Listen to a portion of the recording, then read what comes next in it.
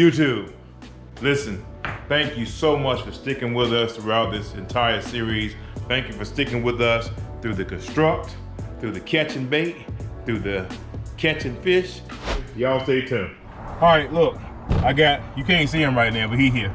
I got Grizz back with me today. It's time to clean these fish. Listen, we kept them on ice overnight, so we don't have to really deal with a lot of blood. So we're gonna just go ahead and fillet these catfish now. I have a way I do it, you have a way you do it, everybody has a way they do it.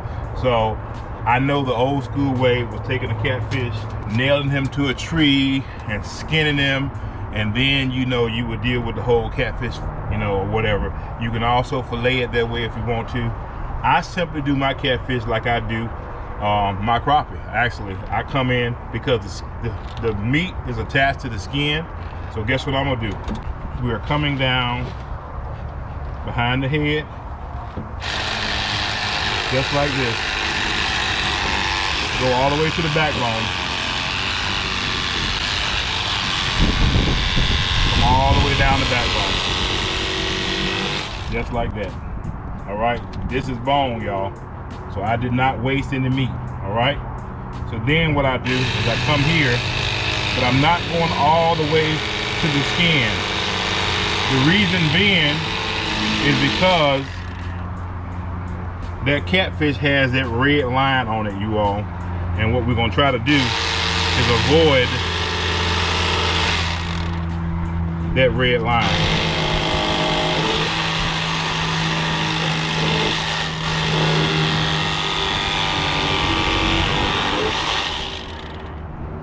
Right, so we got a little cleanup here. But you can't tell me that's a whole lot. That's not a whole lot better than skinning that catfish. I'm not that hungry. All right. Also, if you wanted to, you can do real fine and come here and get that out as well. But he's not real big, so that red line is not that great of a deal. But you can literally get it out by coming down the middle of it like that and cutting that red line out of there. All right, that's a nice piece of catfish, you all. All right, now we're gonna come down the other side and do the same thing.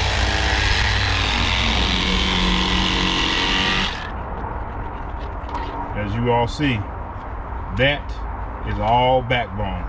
Yes, you can cut that and fry that if you want to. That's totally up to you. But again, we're not gonna go so deep. We're gonna turn the knife and keep it flat. Avoiding a lot of that red skin, you all. See that? Now we're gonna come here. Again, I didn't tell you this before, but this is also rib bone. So what you wanna do is make sure you get this rib bone out of here, so you truly have a fillet. That's all rib bone. So just so you'll see what I'm talking about, that's rib, that's bone, all right? Another nice catfish fillet. Again, little red.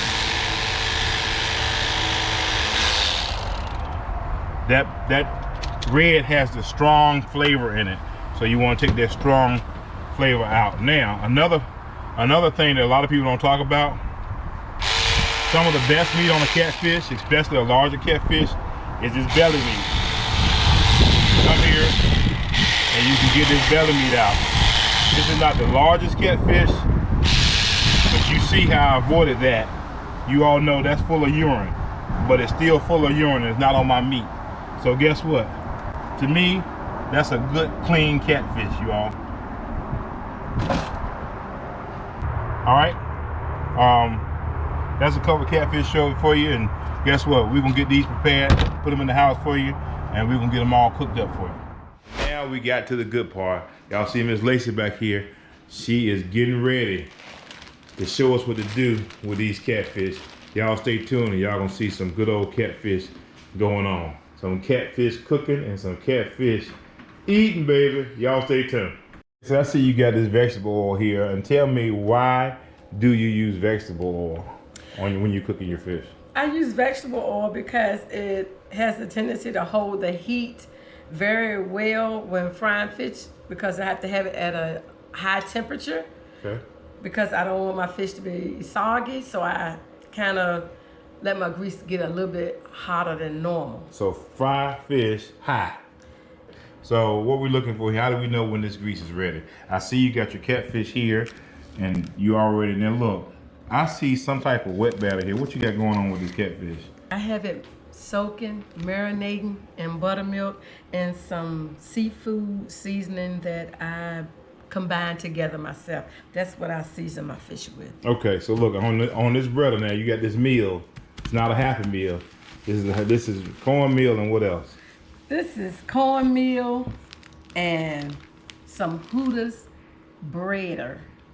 Okay, so Hooters chicken breader. Yes, Gotcha. Hooters chicken breader. So you put it all together and make your own special type of bread. I hear you. Yes. Okay, all right. So let's see if we can't get this thing going now. I'm gonna test my grease first, make sure it's not too hot. Yeah. All right, now I have a question because you just said something. If grease is too hot, how could you tell if it was too hot? If my grease is too hot, it will smoke and sizzle very, very fast when I drop the breader in there. Okay, cool. All right. And I don't want it to smoke. That's too hot. So this is catfish. I'm talking about catfish that was caught and cleaned and now being breaded. It's like you got some nice size fillets there. Yeah, there are some very nice fillets. Good bread on, nice coating. Let's see what you got going on here. Wow. That's what you want. That's what they call a rolling boil. Bubbling, bubbling, bubbling. Yes. All right, so how long are you gonna let this stay in here? Do you have a particular time or what do you watch for? Talk to me. I'm gonna let it stay in there 8 to 10 minutes because it's kind of a thick fillet. Mm-hmm. And I don't want it to overcook, but I want it to be nice and juicy still. Gotcha. I don't want to dry it out. Got it.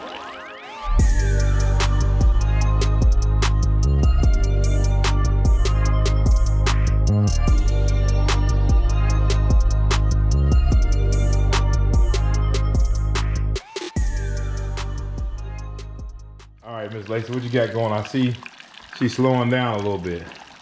Yeah, so slow down a whole lot. Turn it, making sure.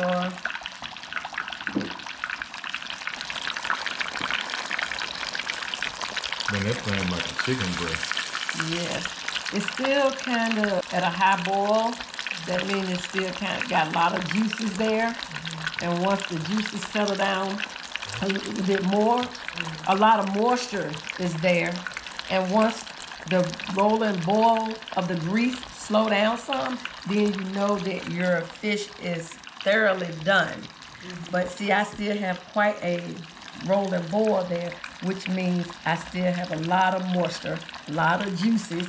So I'm just about ready to take it out because I don't want to dry it out. So I'm gonna go ahead and take it out and see how it just did that flip and turn. It's floating to the top. That's the automatic key to let you know that your fish is ready.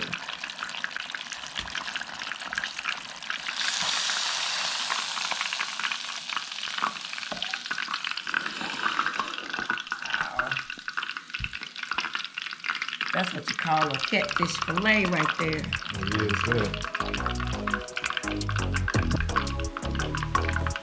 Pretty piece of fish.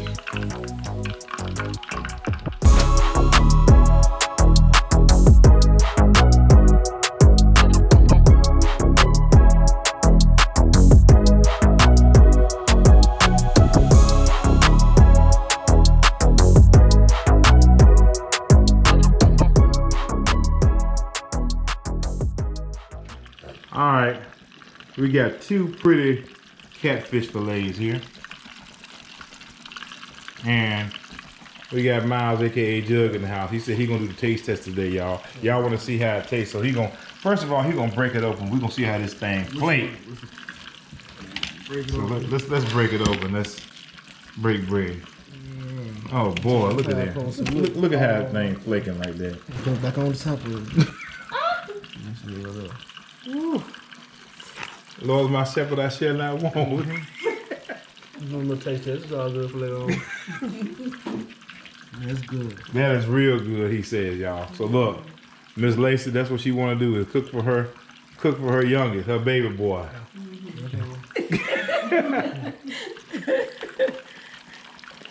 Y'all know what this is. This is Feathers and Family Outdoors. What do you think, Miss Lacey? That is awesome. Let me have a fork there. I just want to show the people. You gotta show the people. But y'all look at the flakiness of that catfish. Good. Pure white meat. All right, y'all. Listen, y'all know what this is. This is Feathers and Family Outdoors. Y'all take care of yours.